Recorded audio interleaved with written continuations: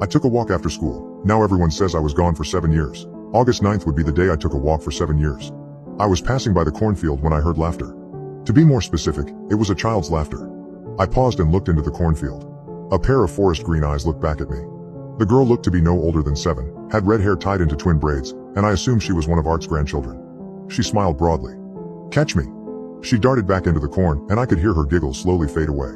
Normally I would have scoffed at going into the field, as I'd have to cross the ditch and I didn't want to get dirt on my pants.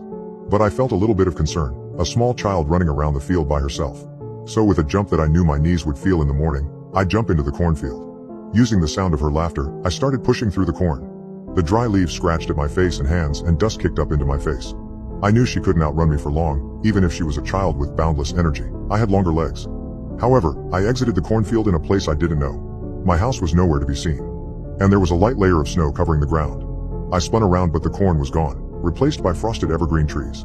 The temperature had significantly dropped, and I was now thankful that my daughter insisted I bring a coat. I shivered and spun around a few more times, trying to make sense of this dream I'd apparently fallen into, and where was that little girl? "Hey, mister!" I finally spun around enough to see her, peering past a branch. She grinned. "You catch me, I'll show you the way out." That began the chase. Getting smacked with tree branches was far worse than the corn, the needles tearing at my skin like knives as I pushed past them to find that little girl. Whenever I got lost, I'd hear her laugh. She was having fun. I was not. The wet snow beneath my feet made it impossible to gain traction, and forget running. I'd slip if I so much as stepped wrong. With every minute I got colder and colder. My teeth chattered so hard my jaw ached. Then I broke from the tree line into a grassy meadow. I didn't expect the change, so I ended up toppling over. The grass smelled sweet as honey.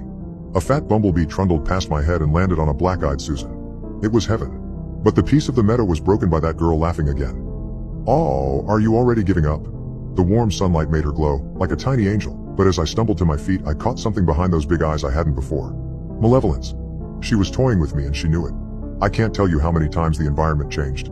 One minute it'd be across a meadow, then a desert during a sandstorm. I'd have to rely solely on hearing her in places like that.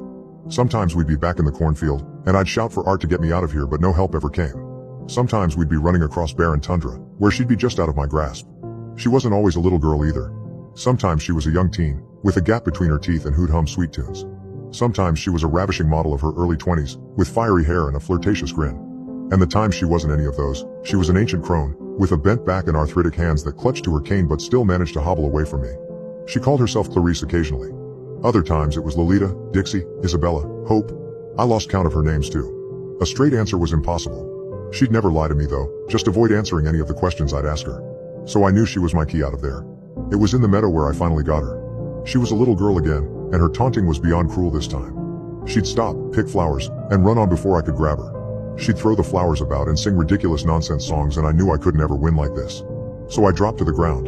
The little girl stopped. "Oh, are you really giving up now? You're so close." "Nothing." I remained still as I gasped for breath. I heard her get closer and closer. "Mister, are you okay? Do you need a break? You've been going on a really long time." Once I saw her shadow, I lunged. She almost got away, but my hand wrapped around her braid and I pulled her back so hard I could have snapped her neck.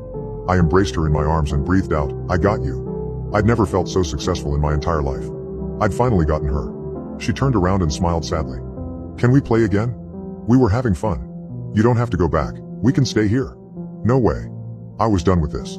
"Nope, you let me out of here right now or I'm strangling you with your own braids." A little dramatic perhaps, but I gripped tighter onto her hair to make clear my point. She sighed before she kissed my cheek.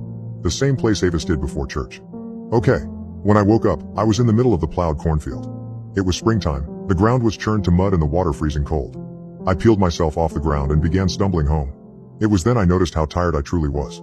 My mouth was parched as the deserts I ran through. My body was stiff and ached like I'd run 1,000 miles, and there was a chance I had. I had one goal in mind though, and that was home. I could finally go home. Despite tripping through the mud a dozen times, I caught sight of my house and immediately began to cry. Barely able to move, I just pointed myself to the backyard. My wife should be home about now. She'd see me and come to my aid. 2 teenage boys were on the back porch, one was smoking while the other was playing on his phone. I couldn't recognize either of them. Had my family moved? I raised my hand and attempted to speak, but it came out as a raspy moan.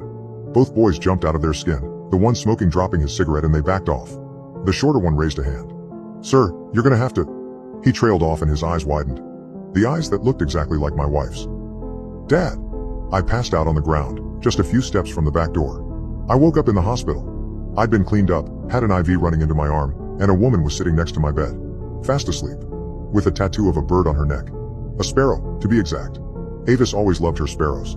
I'd been gone for a little over 7 years. When I didn't return from my walk, my wife reported me missing. At first law enforcement assumed I'd just ran off with another woman, but when that line of investigation went dry, they realized I'd been the victim of foul play. Search parties were made, people were questioned. No one was imprisoned. They never found me.